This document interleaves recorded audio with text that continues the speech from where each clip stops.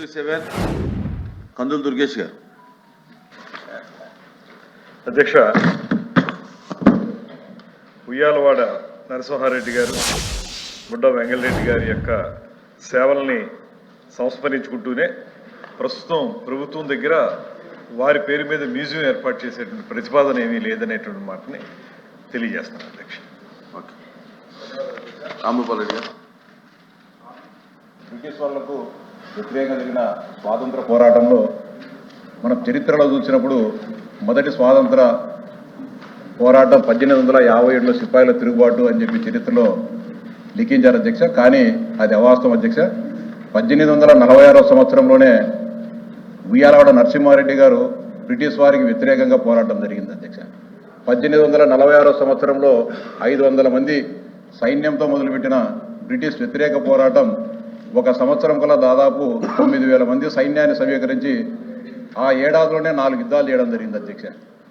దాదాపు general Cochrane ఆధ్వర్యంలో British వాళ్ళు ఆయన్ను పట్టుకొని కోయిలకుంటలో వేలాది మంది ప్రజల సమక్షంలో భారతీయులందరినీ భయభ్రాంతులకు గురి చేయాలి, మరొక ఎవరు కూడా ఇంక్విలాబ్ జిందాబాద్ లేకుంటే స్వాతంత్రం కావాలని చెప్పి ఎవరు కూడా అడగకూడదని చెప్పేసి ఒక కుందు నది ఒడ్డున ఆయన్ను బహిరంగంగా ఉరిదీయడం అధ్యక్ష.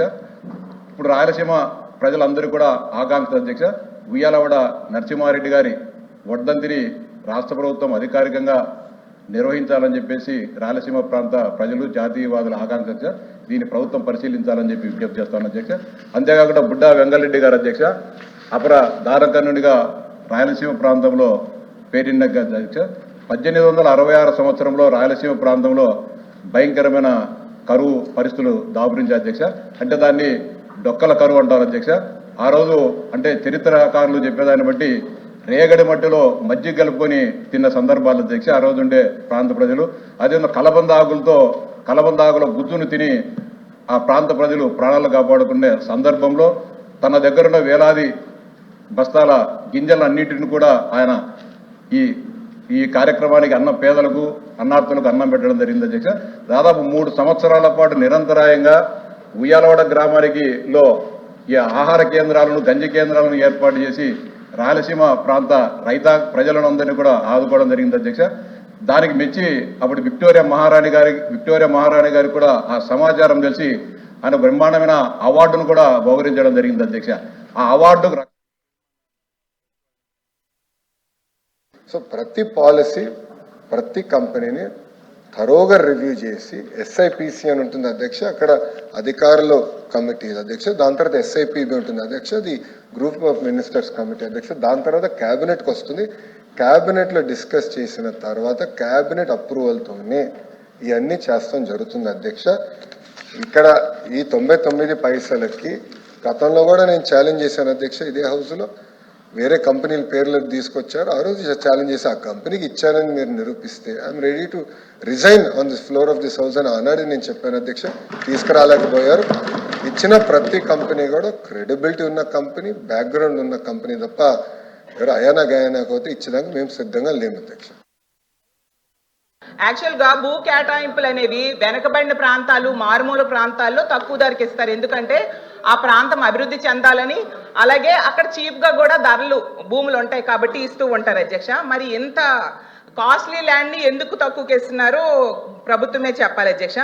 ఇంకోటి ఏంటంటే టీసీఎస్కి 99 పైసలకే ఇచ్చామనేసి బాగా బ్రాండింగ్ చేసుకున్నారు, మంచిదే అధ్యక్ష. అయితే టీసీఎస్ అంతకి ఇవ్వాలని డిమాండ్ చేసిందా లేదా ప్రభుత్వమే ఆఫర్ చేసిందా తెలియదు కానీ అధ్యక్ష, ఐటీ కంపెనీలకు ఇస్తామని చెప్పి రియల్ ఎస్టేట్ కంపెనీలకు అయితే భూములు అత్యంత తక్కువ ధరలకైతే ఇచ్చేస్తున్నారు అధ్యక్ష. ఇప్పుడే చెప్పినట్టుగా రహేజా డెవలపర్స్కి 99 పైసలకేమో 27 ఎకరాలు కట్టబెట్టడం జరిగింది అధ్యక్ష. అలాగే అడ్రస్ లేని వర్సా కంపెనీకి డెడ్ చీప్గా 3,000 కోట్ల రూపాయల భూమిని కట్టబెట్టాలని ట్రై చేశారు అధ్యక్ష. ఆరో కంపెనీ పేరు మేడం గారు ప్రస్తావించారు. ఆధారాలు పెట్టమన్నాడు హౌస్. ఆరోపణలు చేసి బయటకు వెళ్తాను మేడం గారిని ఇప్పుడు ఆధారాలు పెట్టమని లేటెస్ట్ చేస్తూ విత్డ్రా ది స్టేట్మెంట్ అధ్యక్ష. అంతేగాని ఉరిసాకు మేము ల్యాండ్ ఎక్కడిచ్చాం అధ్యక్ష? We are not given. మేము ఇవ్వలేదు అధ్యక్ష. చాలా స్పష్టంగా నేను చెప్పాను, 5 కంపెనీలకే ఇచ్చానని చెప్పాను. ఒరిస్సాకి నేను ల్యాండ్ ఇచ్చానని మేడం గారు నిరూపిస్తే no problem, I will withdraw my statement. అంటే మేడం గారు స్టేట్మెంట్ విత్డ్రా చేయాలి. లేదంటే ఏదో ఆరోపణ చేసి మేము బయటకు వెళ్ళి తలపించడం మేము ఒప్పుకోవడానికి సిద్ధంగా లేదు. We're not willing to take that. ఉర్సాకి ఇచ్చామని అంటున్నారు అధ్యక్ష. దయచేసి ఇది కరెక్ట్ కాదు అధ్యక్ష. మేడం గారి వివరాలు ప్రజల ముందర పెట్టమని కోరుతున్నారు అధ్యక్ష. ఆంధ్ర రాష్ట్రానికి పరిశ్రమలు రాకూడదు అనేది ఒక లక్ష్యంగా పెట్టుకుంది వైకాపా పార్టీ. ఉన్న పరిశ్రమలు తరమేయాలని ఒక లక్ష్యంగా పెట్టుకున్నారు అధ్యక్ష. నేను సూటిగా ప్రశ్నిస్తున్నా, టీసీఎస్ కి భూమి ఇస్తాం తప్ప, కాగ్నిసెంట్ కి భూమి ఇస్తాం తప్ప, మదర్సన్ కి భూమి ఇస్తాం తప్ప. It is the government policy.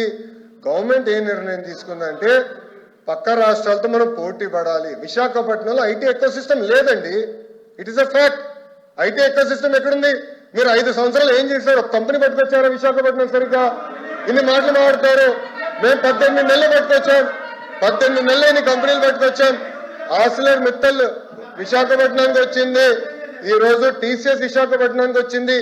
Cognizant విశాఖపట్నానికి వచ్చింది. ఈ రోజు పెద్ద ఎత్తున రియల్ ఎస్టేట్ డెవలపర్స్ మేము పట్టుకొస్తున్నాం విశాఖపట్నానికి. వాళ్ళకి మార్కెట్ ప్రైస్ వాళ్ళకి భూములు కూడా కేటాయిస్తాం జరుగుతుంది. Yes, it is the policy of this government. మేము ఇన్ఫ్రాస్ట్రక్చర్ బిల్డ్ చేయాలి. లాభాకారిగా మీకున్న లావాదేవీలతో మీ స్వార్థ ప్రయోజనం కోసం అధ్యక్ష చెప్తాను అధ్యక్ష. వైజాగ్ గీతం భూములు అధ్యక్ష, వాళ్ళ కుటుంబానికి వచ్చి 5,000 కోట్ల భూముల్ని ఏ రకంగా అపరంగా కట్టబెడతారు అధ్యక్ష? ఎంతమందికి ఉద్యోగం ఇస్తారు గీతం? 5,000 కోట్ల భూముల్ని కట్టబెడతారు అధ్యక్ష. కట్టబెడతారు అధ్యక్ష. ఇది అధ్యక్ష, ఇది సమన్వయం అధ్యక్ష. కాబట్టి కాబట్టి కాబట్టి ఈ ప్రభుత్వం చేస్తున్న ఈ బోధోపిడికి ఈ లాలూచికి నిరసనగా ఈ బంగారానికి నిరసనగా మీరు చేస్తున్న వ్యతిరేకమే విధానం నిరసనగా ఈ ప్రశ్న నుంచి మేము వాకౌట్ చేస్తాం అధ్యక్ష. ప్రొటెస్ట్ చేస్తాం అధ్యక్ష.